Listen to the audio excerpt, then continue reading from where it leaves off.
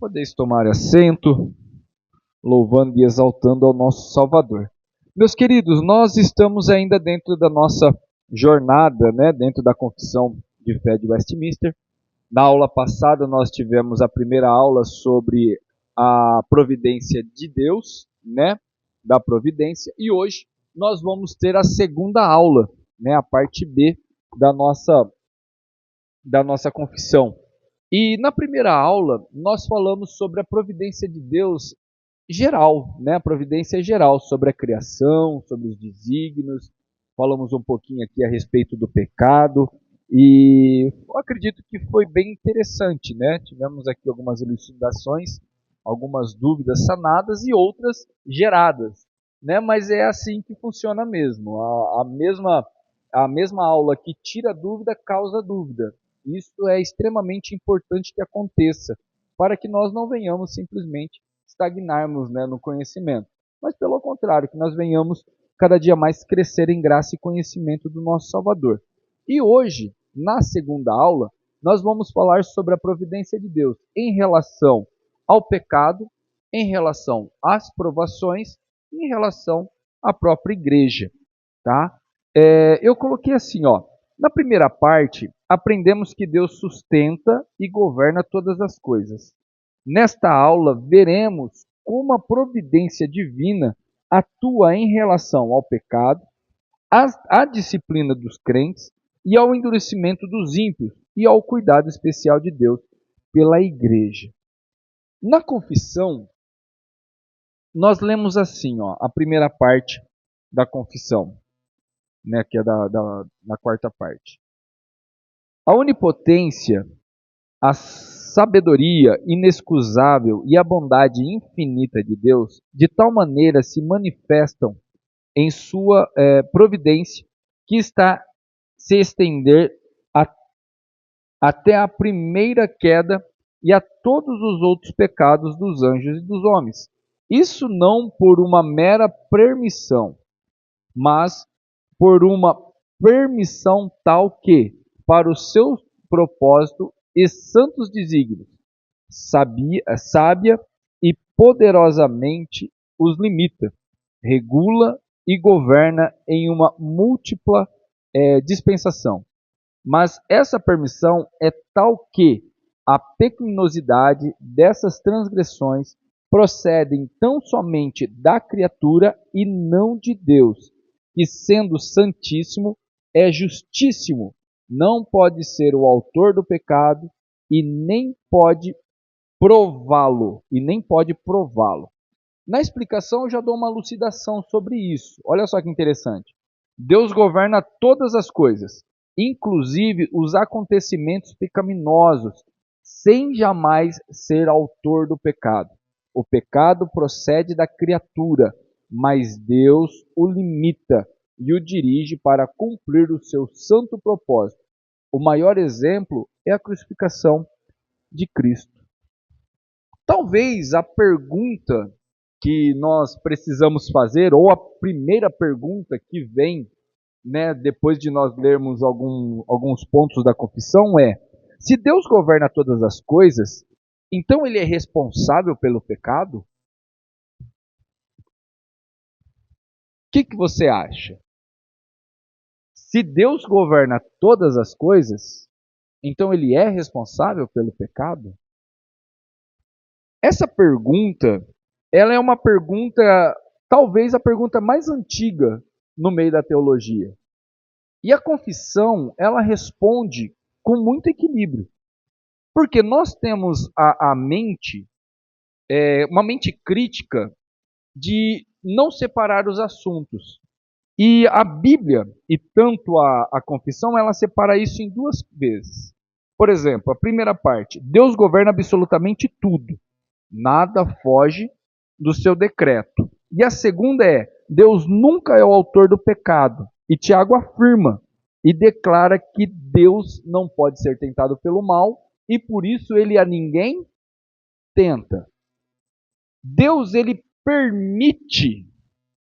permite, tá? Deus, ele decretou permitir o pecado. Olha a diferença. Deus ele não decreta o pecado. Deus decretou a permissão do pecado. Quem peca é o homem. O homem peca. Lembra que na aula passada eu disse para vocês que Deus ele não criou robô? Ele não criou fantoches. Nós não somos fantoches. Nós somos pessoas, homens e mulheres racionais. Nós pensamos, nós somos a imagem e semelhança do Criador. Nós podemos criar, não do nada, mas podemos criar algo, podemos elaborar algo, podemos trabalhar em cima de algo. Isso é uma clara e evidente característica de Deus. Porém, nós não somos Deus ao ponto de criar a partir do nada. Mas nós somos imagem e semelhança de Deus. E Deus permite que nós fazemos isso.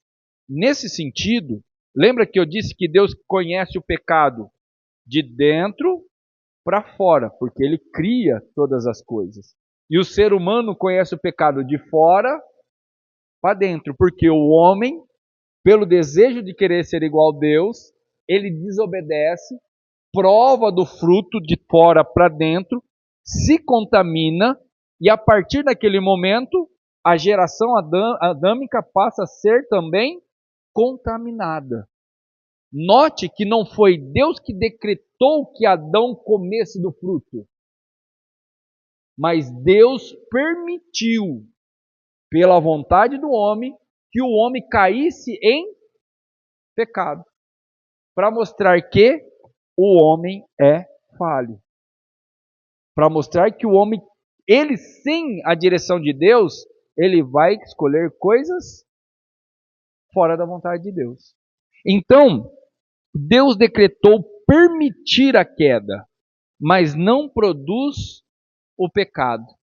Ele permite a situação acontecer, mas não é ele que induz a situação. Não é ele que vai lá e coloca a tentação no coração da pessoa.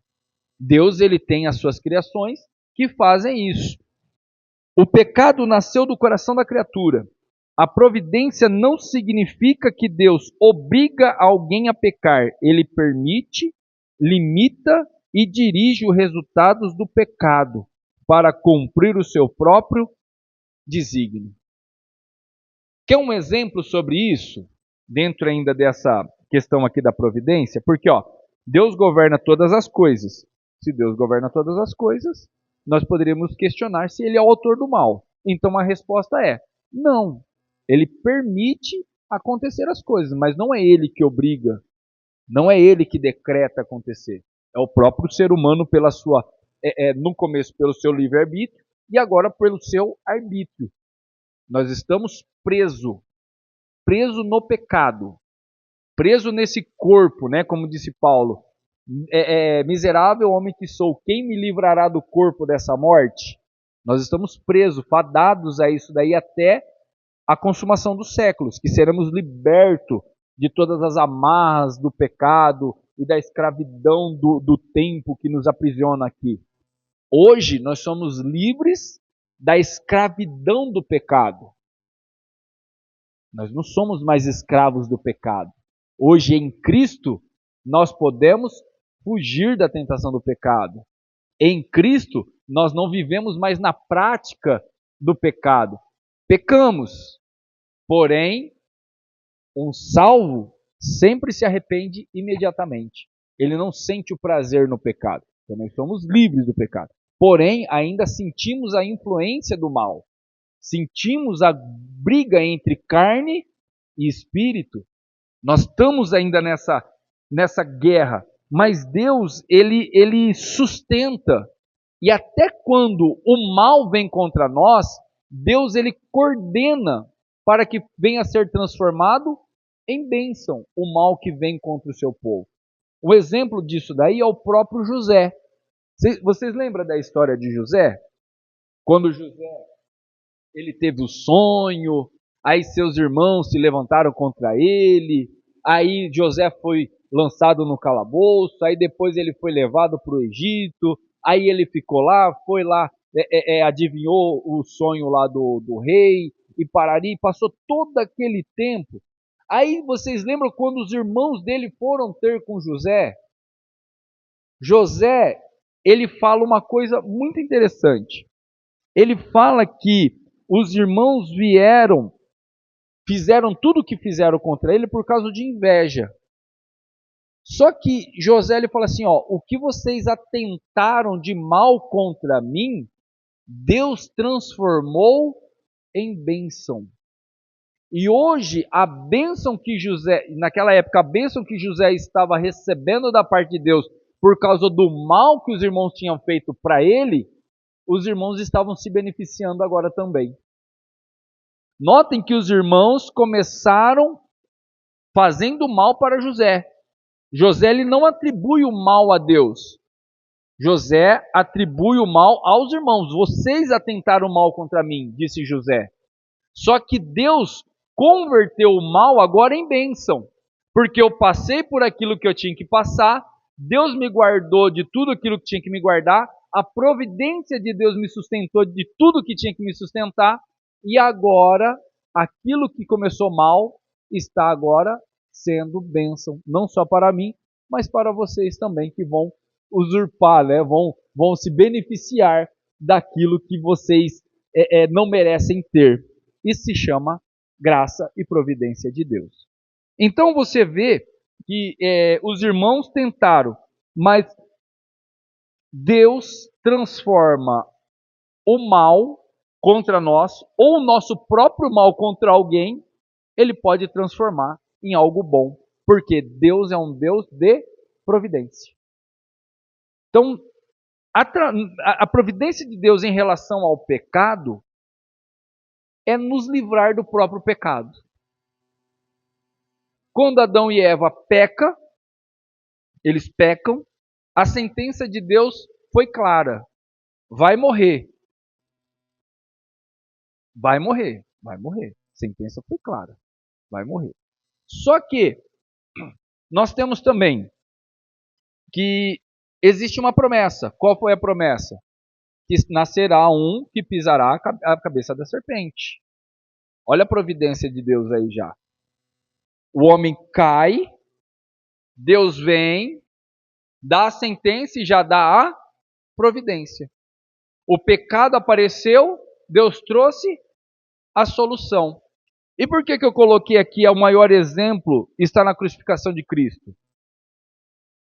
Porque a providência de Deus, ela pode ser maleável, só que ela também pode ser decretada. Jesus Cristo foi decretado como providência de redenção, disse o texto de Apocalipse, antes da fundação do mundo. O cordeiro que foi imolado antes da fundação do mundo. Então a providência de Deus, ela já acontece antes do fato. Nada foge do nosso Salvador. Nada foge. E Pedro, lá em Atos dos Apóstolos, abre lá por favor, Atos 2:23. Lê para mim, fazendo um favor. Atos dos Apóstolos, capítulo 2, versículo 23.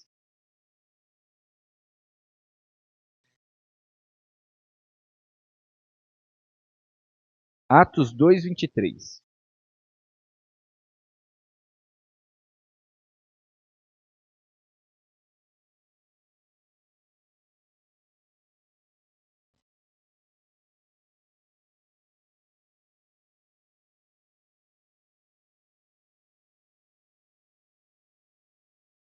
Opa, vamos lá para perguntas então. Quem decretou a cruz? Deus. Lê de novo, fazendo um favor.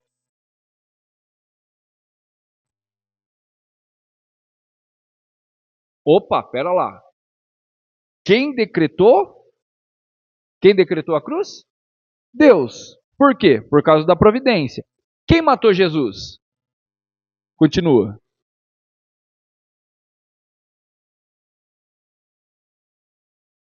Olha isso. Deus, ele usa os homens para cumprir os seus decretos, os seus propósitos. Nós temos aqui, ó, Deus decretou a cruz, Jesus foi morto pelo homem. Quem pecou? Lê de novo.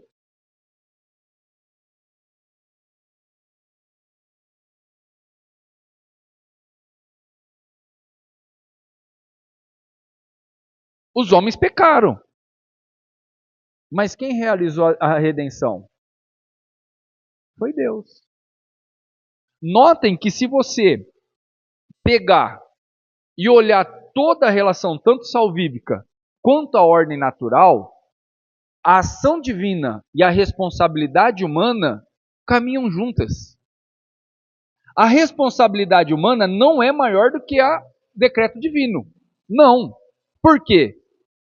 A responsabilidade humana anda segundo a vontade dos decretos divinos. Até em relação a Cristo Jesus, tudo estava pré-ordenado.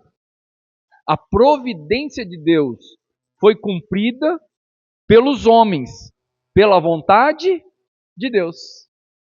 Está dando para entender que até a relação do pecado, depois da queda, Deus nunca nos desamparou? Se você olhar sempre na trajetória da humanidade, Deus sempre se fez presente para trazer consolo, arrependimento e redenção aos seus filhos. Sempre, sempre, sempre, sempre, sempre. O homem, ele, mesmo sendo mal, Deus sendo extremamente justo, ele não é consumido por causa da sua misericórdia. Porque a misericórdia do Senhor é o motivo de nós não sermos consumidos. Deu para entender então essa providência eterna em relação ao pecado? Deus, ele é provedor. Ele decreta, ele permite o pecado, mas ele não é o autor do pecado. Ele não faz eu e você pecar. Nós pecamos pela nossa própria consciência, pela nossa própria vontade. Deus nos dotou com isso. E Ele prova isso em toda a nossa vida. Porque ninguém coloca uma faca no nosso pescoço para pecar. Nós pecamos porque queremos pecar. Principalmente agora, depois de conhecermos Cristo, de sermos de Cristo. Se pecarmos, nós não temos que colocar a culpa em ninguém. Porque pecamos por vontade, porque somos libertos da escravidão do pecado. Todas as vezes que pecamos, é a mesma coisa que estivéssemos dizendo: se eu estivesse no lugar de Adão, eu faria o mesmo que ele. Hoje, como novas criaturas, todas as vezes que pecamos, é exatamente isso que falamos. Se estivéssemos no lugar de Adão, pecaríamos à imagem de seu pecado. Só que Deus, sabendo de tudo isso, ele proveu toda a redenção da humanidade. E a redenção da humanidade não poderia ser feita por homens. O salmista, ele diz o seguinte, que a redenção de uma alma é caríssima e ninguém poderia pagar, porque os nossos recursos se esgotariam antes. Nós não tínhamos. Isso daí é tão fato. Eu vou contar uma coisa para vocês interessante. Lá em Gênesis 4, lê para mim Gênesis 4:1. Gênesis 4:1. Só para vocês entenderem que a redenção do homem para o homem é impossível. E Deus permitiu, mostrou isso lá em Gênesis 1:4. Só que isso daí é bem interessante.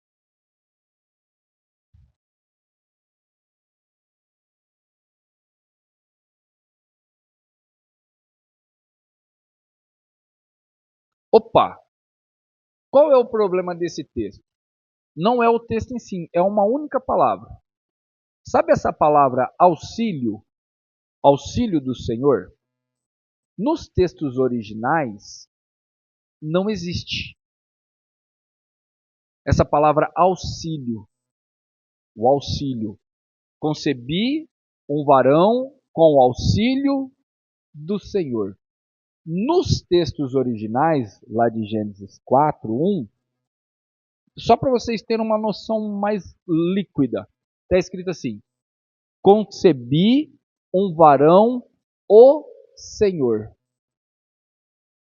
Por quê? Na cabeça de Eva, Caim era o Messias. Porque Deus tinha acabado de falar que da semente nela nasceria um remidor. E acaba de nascer Caim. Então, na cabeça dela, Caim era o Cristo. Porém, Deus permitiu que Caim matasse Abel para mostrar para eles que o pecado deles não seria sanado tão facilmente. Que a humanidade tinha acabado de ser, tinha acabado de receber um baque tão grande que o homem não poderia remir o outro homem, porque o pecado feriu a entidade, feriu Deus. Se o pecado foi feito em uma esfera que afrontou uma divindade, somente um Deus poderia pagar o preço. Somente um Deus. Por isso, houve a necessidade de Jesus nascer de um milagre. Porque note, Caim nasceu de uma relação entre Adão e Eva. Aquela bactéria degenerativa chamada pecado passou para Caim também. E depois nasceu Abel. Aí depois acabou a história dos dois. Aí você vai ver Adão e Eva tendo relação novamente, nascendo Sete. E dali para frente saiu toda a genealogia e a descendência adâmica. Até Cristo Jesus, essa bactéria foi contaminando todos os homens. Por isso que todos pecaram e carecem da graça de Deus. É aqui que entra o grande milagre. Se Jesus tivesse nascido da relação de coito, de relação sexual entre José e Maria, Jesus também teria a contaminação do pecado. Mas Jesus, ele é nascido do Espírito, enxertado em Maria por obra do Espírito Santo. E por isso ele nasceu sem pecado. E somente assim surgiu o segundo Adão. Segundo Adão, sem pecado, Deus encarnado, pagou o preço a Deus Pai e disse Pedro, Deus o tornou a vida, porque a morte não pôde segurá-lo. Deu para entender a relação do pecado e da redenção? Tudo isso você vê a providência de Deus. Em todos esses detalhes, você vê a providência de Deus. Amém? Vamos então para a segunda parte? Capítulo 5, a providência na vida dos crentes.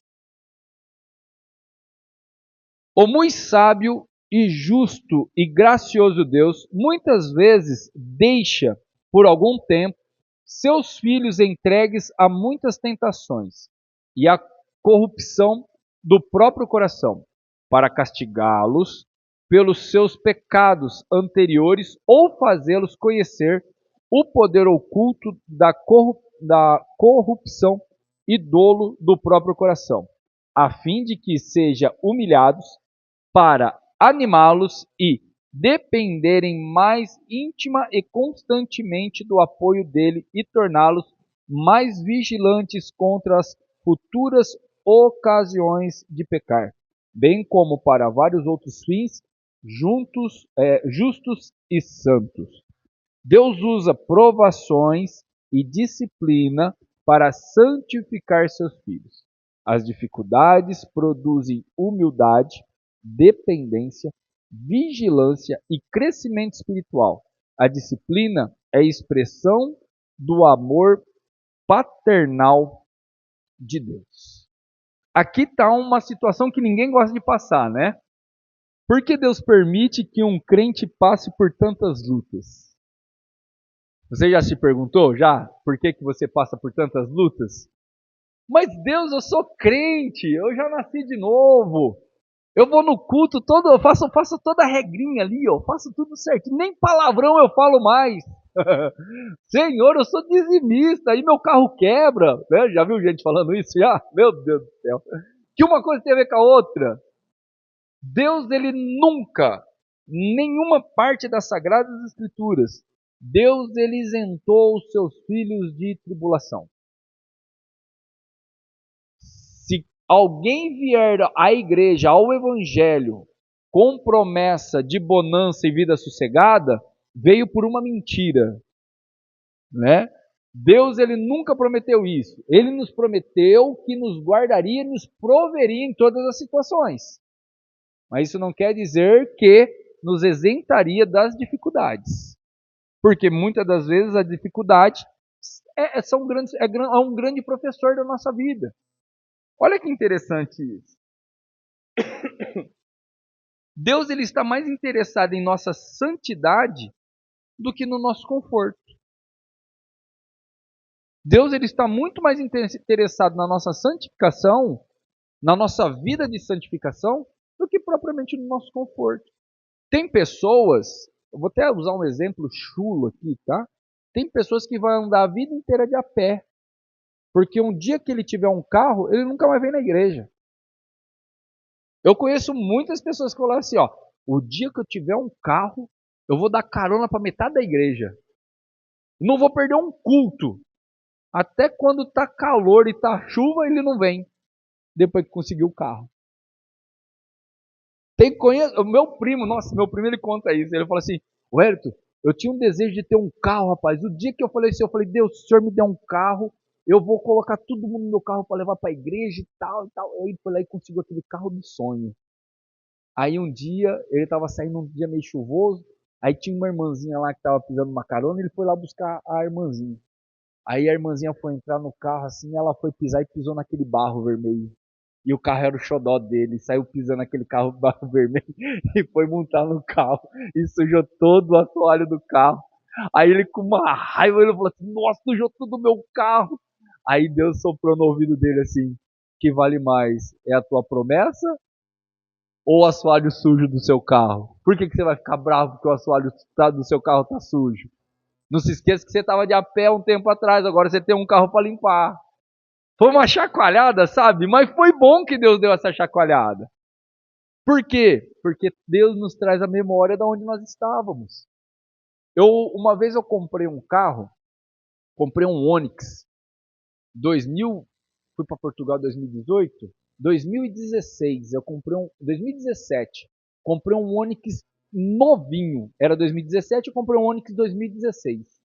Tirei o carro na concessionária, eu coloquei até um laço para dar para minha esposa de presente esse carro. E dei mó xodó, né? Dei carrinho para ela lá. Na segunda-feira ela pegou o carro. Aí ela foi trabalhar na terça, quarta, quinta. Chegou na sexta-feira, ela foi trabalhar com o carro. Só que o interessante é que eu nunca lavo o carro. Vocês podem ver meu carro lá, tá sempre do mesmo jeito. Minha moto, vocês verem aqui, você vai ver que minha moto até com a roda dessa grossura assim, ó, de sujeira, porque eu sou terrível para isso. E eu sempre fui. Só que aquele carro, eu criei um vínculo com aquele carro, né? Carro novo. Nessa semana eu tinha lavado ele já 3 vezes. Já tinha lavado 3 vezes, já estava começando a virar um ídolo aquilo lá para mim. E ó, não deixa ele limpinho, né? Aí minha esposa foi trabalhar com o carro na sexta-feira. A hora que o caminhão gigante foi virar a esquina, a traseira do caminhão pegou e rasgou as 2 portas do carro. Abriu um rasgo desse tamanho assim nas 2 portas do carro. A hora que minha esposa ligou para mim, que eu cheguei lá, eu olhei, eu falei, obrigado, Jesus, porque isso daqui estava virando um ídolo para mim.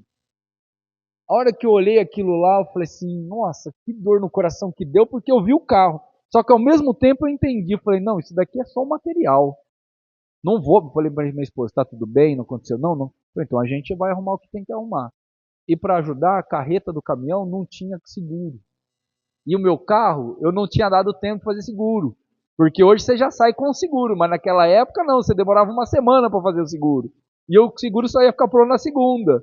E o acidente aconteceu na sexta. Mas ainda assim não murmurei, não falei, nada, vamos ver o que vai dar, né? Aí, graças ao bom Deus, a carreta tinha seguro e pagou tudo.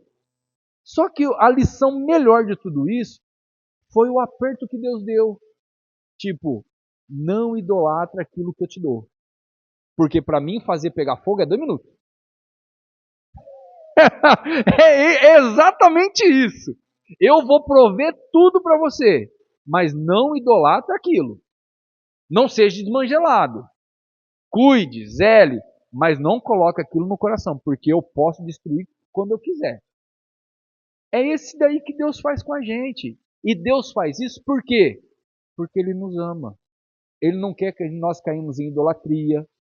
Ele não quer que a gente caia nos próprios desejos do nosso coração.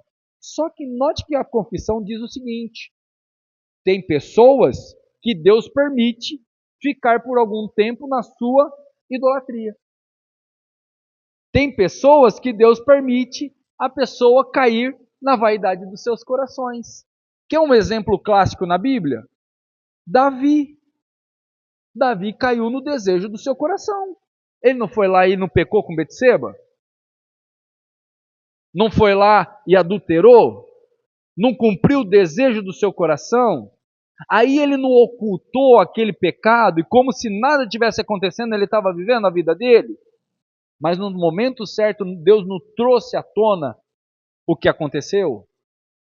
Natan não meteu o dedo no nariz dele e falou, você pecou? E ele não reconheceu o pecado dele? E ele não aprendeu com aquilo lá? E não serviu de exemplo para outras pessoas? Então Deus, ele tem as suas maneiras de trabalhar com cada indivíduo.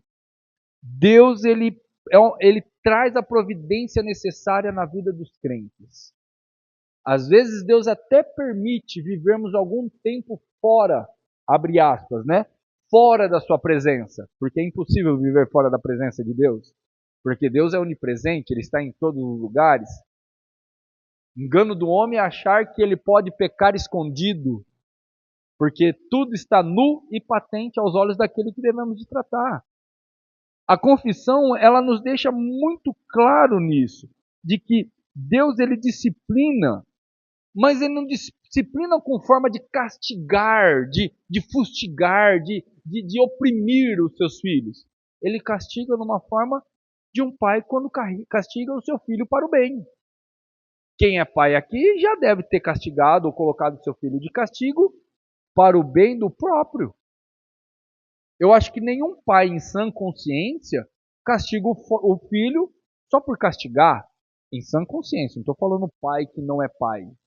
Porque eu sei que existe muitas pessoas que não deveriam nem ter título de pai. Que judia de pai, judia do filho, judia da mulher pelo prazer de judiar.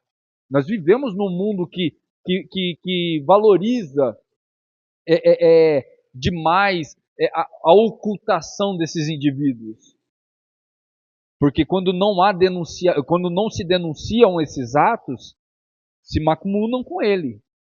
Mas eu sei que existem homens e mulheres que não são pais e nem mães, que judiam das suas proles pelo prazer de judiar.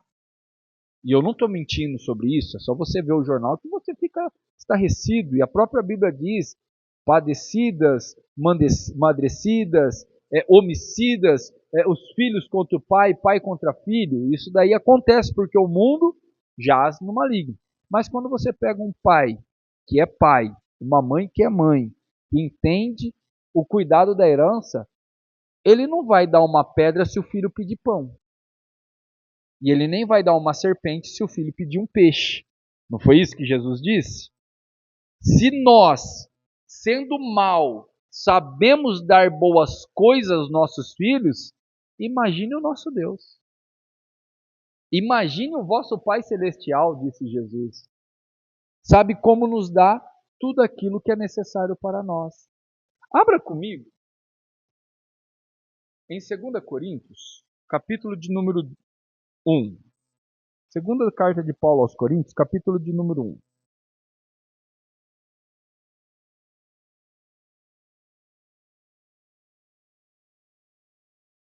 O verso de número 3. Olha só que interessante isso daqui. Bendito seja o Deus e Pai de nosso Senhor Jesus Cristo, o Pai de misericórdias e Deus de toda consolação. É Ele que nos conforta em toda a nossa tribulação, para podermos consolar os que estiverem em qualquer angústia, com a consolação com que nós mesmos somos contemplados por Deus. Olha só que texto maravilhoso. Deus nos consola em nossas aflições, em nossas tribulações, para que nós venhamos aprender do próprio Deus como ser consolados, para que nós possamos consolar as pessoas que estiverem passando por alguma aflição e tribulação. Nós devemos de consolá-lo com a mesma consolação que fomos consolados por Deus. Muitas vezes a tribulação, ela vem para nos ensinar como devemos de tratar as pessoas que estão em tribulação. A tribulação pode ser um grande professor. A palavra tribulação, ela vem de tribulo ou tribulum. Ela no contexto do Antigo Testamento, principalmente lá em Isaías, é uma ferramenta agropecuária. Né? Vocês trabalham aqui numa região agrícola e tem muitas máquinas, né, que vocês podem conhecer, muito mais do que eu. Mas na época era uma máquina que passava por cima do trigo, que fazia pressão em cima do trigo para ajudar na separação entre o trigo e a palha. Era uma tábua pesada, uma madeira pesada, tudo com algumas pontas embaixo, que quando puxada, ela ia passando em cima do trigo, dando pressão, e ajudava nessa separação entre o trigo e a palha. Daí que vem a palavra tribulos, tribulação, pressão. É mais ou menos isso que acontece na nossa vida. A tribulação para o crente, ela serve para fazer uma separação daquilo que é bom, daquilo que não é bom. João Batista ele diz o seguinte: após mim vem um maior do que eu não sou digno nem de desatar a sandália dos seus pés. E ele vos batizará com o Espírito Santo e com fogo. E em sua mão ele tem uma pá, que lançará o trigo no celeiro e a palha no fogo. Para que serve a tribulação? Para fazer separação entre palha e trigo. A tribulação muitas das vezes vem na vida do crente é para melhorar a sua santificação, a sua comunhão, se despir diligentemente daquilo que pode causar impurezas na sua vida. Hoje eu e você somos trigo, e seremos lançados por Cristo no celeiro. Mas aquele que tem palha, que é palha, será lançado no fogo eterno. Então note, a tribulação é uma ferramenta do próprio Deus para purificar o crente. No nosso contexto, quando nós falamos de tribulação, nós falamos de angústia, nós falamos de medo, nós falamos de vendaval, nós falamos de problema financeiro, problemas no matrimônio. Não é isso que nós identificamos a palavra tribulação no nosso contexto? Só que no contexto literário é um pouco diferente. É uma purificação de Deus para os seus filhos. Então a tribulação, a providência de Deus sobre a vida dos seus filhos, todas as armas de Deus é uma ferramenta dada por Ele. Seja a paz, é uma ferramenta dada por Ele. Seja a tribulação, é uma ferramenta dada por Ele. Para quê? Para que eu e você não venhamos ser condenados com o mundo. Às vezes perguntamos, por que Deus não tira esse sofrimento? Talvez porque Ele esteja usando exatamente esse sofrimento para moldar o nosso caráter. Tá bom? Deu para entender essa sessão aqui da providência na vida do crente? Tá bom? Tem várias outras situações, tem perguntas sem resposta.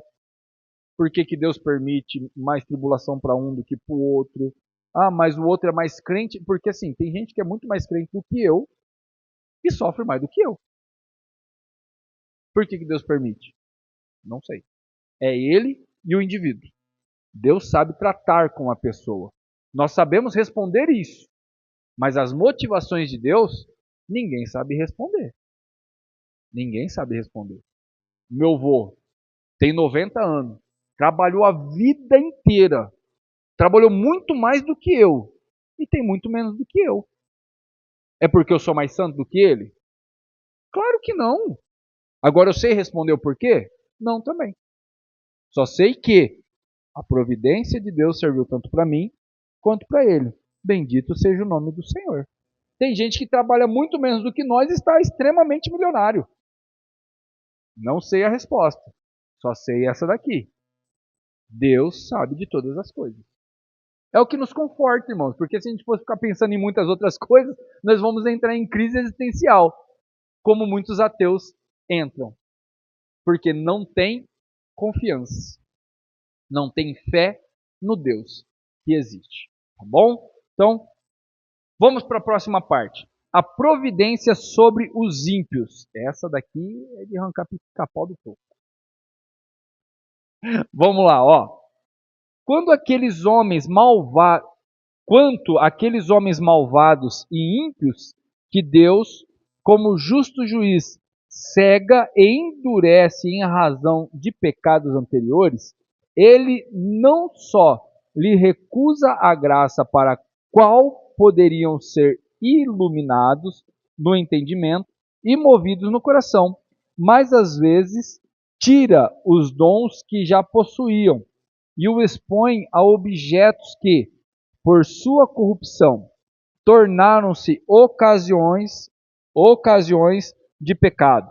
Além disso, os entrega às suas próprias paixões, às tentações do mundo e aos poderes de Satanás. Assim, acontece que eles se endurecem sob a influência dos meios que Deus emprega para abrandamento dos outros. O endurecimento é um justo juízo de Deus sobre aqueles que persistem na incredulidade. Deus entrega o pecador às consequências da sua própria rebelião, permanecendo perfeitamente santo e justo.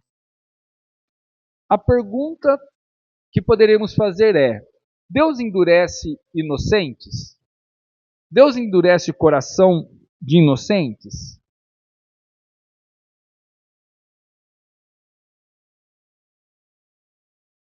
Uma pergunta em cima dessa: quem é inocente? A Bíblia ela não dá nenhuma fagulha de entendimento que o homem é inocente. Então, portanto, não existe na palavra do Senhor o endurecimento de coração de inocente. Por quê? Não existe um justo, nenhum sequer. Todo homem tem o coração endurecido. Todo homem tem o coração endurecido. Lembra que eu expliquei para vocês? E na aula que vem nós vamos falar um pouquinho mais sobre isso. Temos duas diferenças teológicas mais conhecidas: o arminianismo e o calvinismo. No arminianismo, a pessoa anda até um determinado momento onde o Espírito Santo o habilita a dizer o não ou a dizer o sim. Dizer o não ou dizer o sim. Resistir ou confessá-lo, ou aceitá-lo, no caso do arminianismo.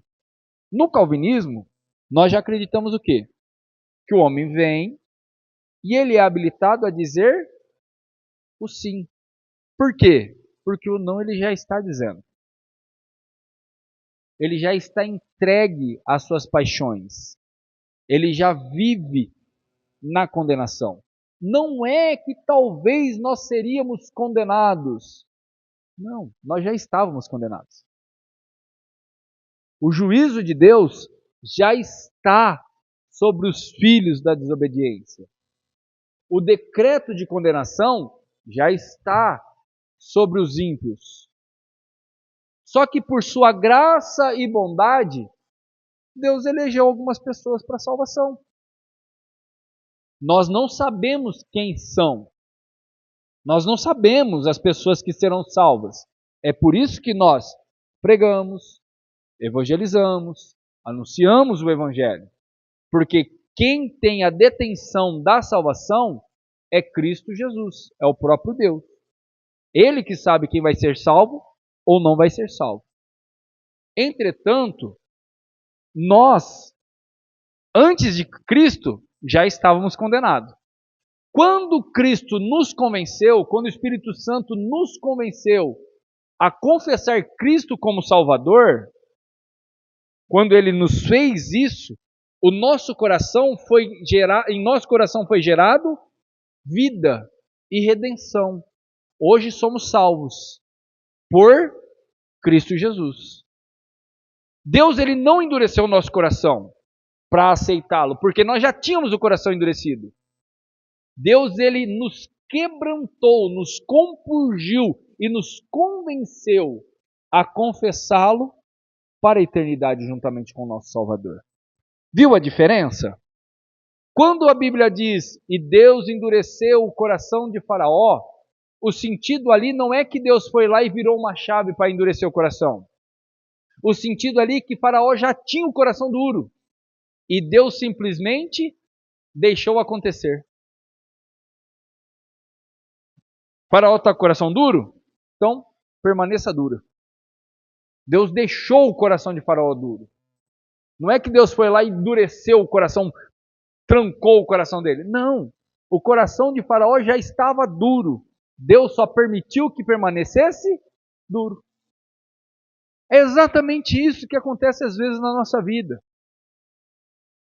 Nós passamos por muitas dificuldades e Deus permite que passamos algumas dificuldades para nós sermos lapidados para santificação.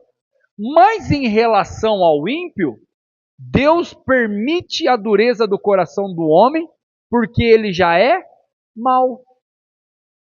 O homem já é mau por natureza. Romanos 9 vai dizer exatamente isso que eu estou falando para vocês. Ali existe vaso para honra e vaso para desonra. Romanos 9 explica perfeitamente que Deus endurece quem Ele quer endurecer e Ele quebranta quem Ele quer quebrantar. Ou Ele não tem poder sobre a sua criação? Paulo está perguntando ali.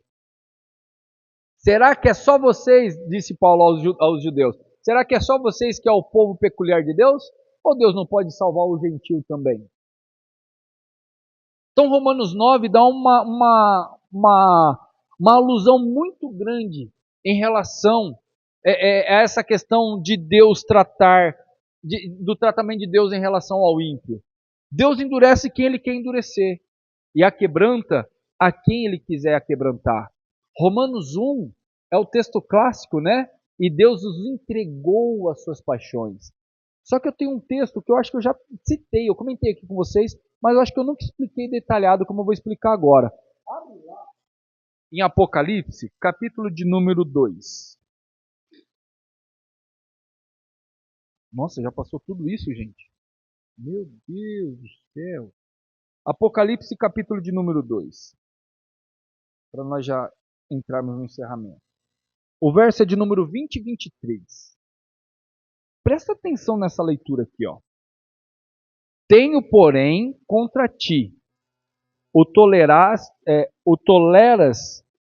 que essa mulher Jezabel, que a si mesma se declara profetiza, não somente ensine, mas ainda seduza os meus servos a praticarem prostituição. Praticar o quê? Prostituição. E a cometerem comerem coisas sacrificadas a ídolos. Dei-lhe tempo para que se arrependesse. Ela, todavia, não quer arrepender-se de sua prostituição. De quê? De sua prostituição. E eis que a prosto de cama, bem como em grande tribulação, os que com ela adulteram, caso não se arrependam das obras que ela incita. Notem isso daqui. Eu já disse isso para vocês um dia, quando eu já vim de um contexto que aonde as pessoas tinham medo da ira de Deus que se transfigurava em enfermidade. Ah, você está em pecado, é por isso que você está enfermo. Ó, se você não fizer, não obedecer, pode vir um juiz de Deus aí, você pode até morrer. Mas vocês já participaram dessa opressão psicológica também, né? E muitas vezes usavam esse texto, falando assim, ó, que Deus ele coloca as pessoas no leito de cama, num ato de enfermidade.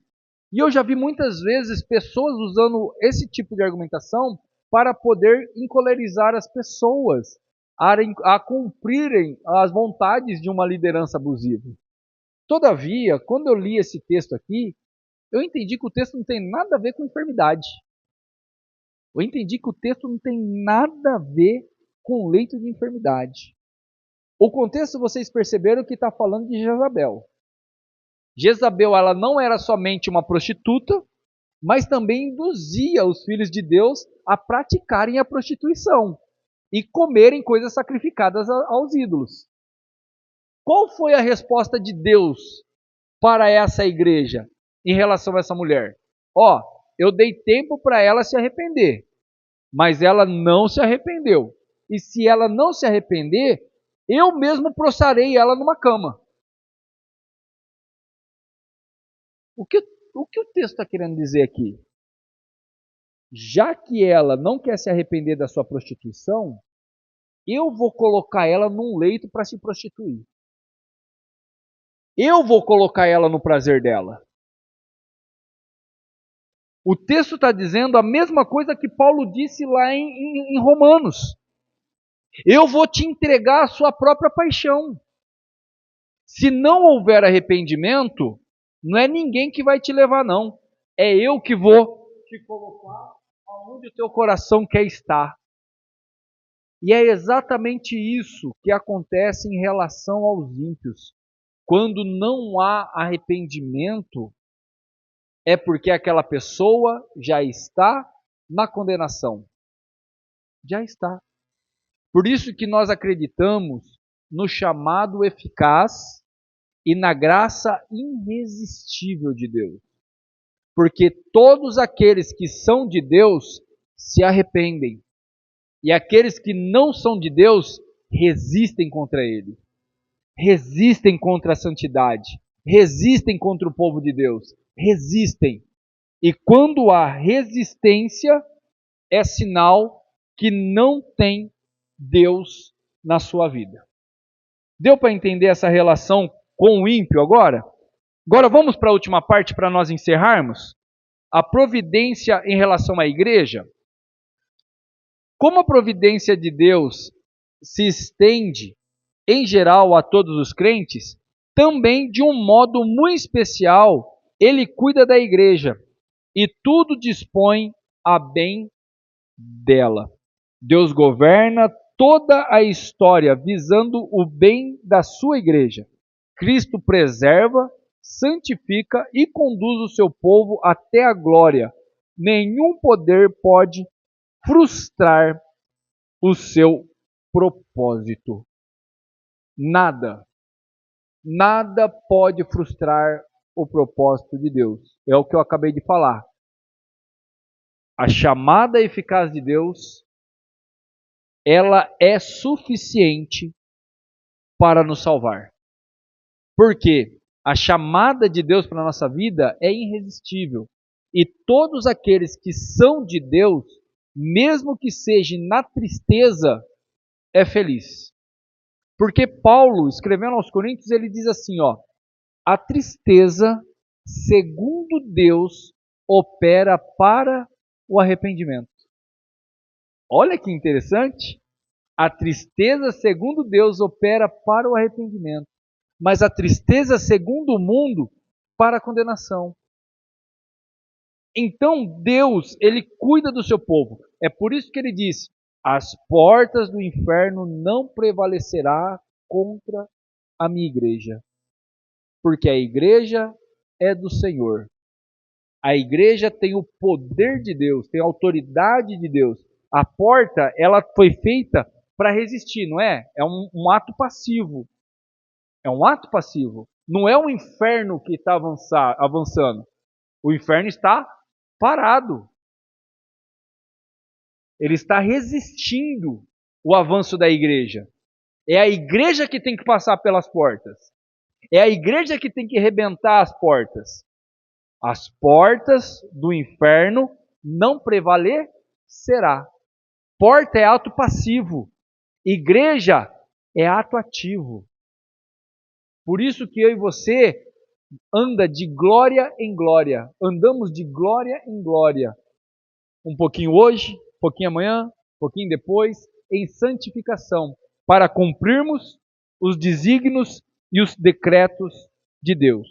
Quando olhamos para o mundo, parece haver caos. Quando olhamos pela fé, percebemos a providência. Cristo nunca perdeu o controle da igreja. Ele continua conduzindo sua noiva até o dia da glorificação. É por isso que todos podem dizer assim, ó, o mundo já está perdido. O mundo não tem nada de bom. O mundo jaz no maligno. Nós podemos dizer tudo isso daí. Só que acima de tudo, nós devemos de falar como Isaías falou. A terra está cheia da sua glória. Porque seja o juízo para a glória, é para a glória de Deus. Seja o juízo para a condenação, é para a glória de Deus.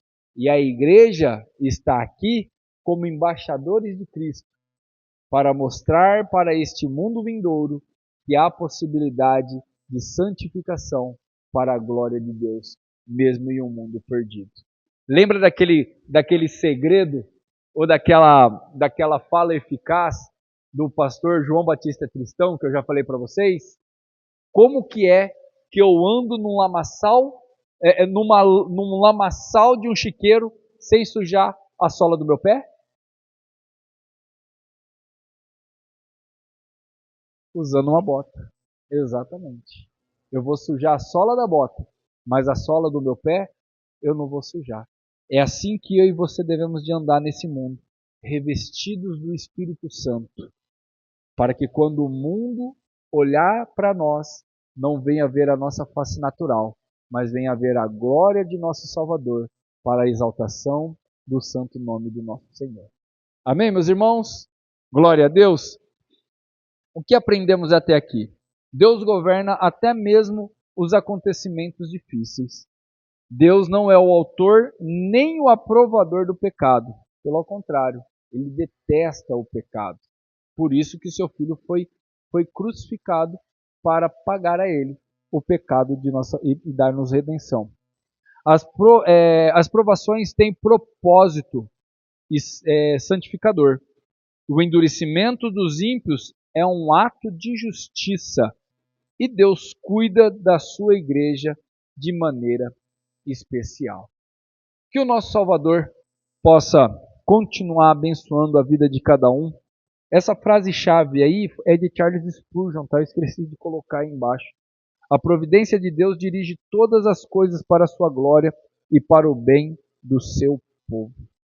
Que essa palavra, essa passagem da confissão, venha aumentar a nossa fé, venha granjear dentro de nós a esperança de que nós não estamos ao léu.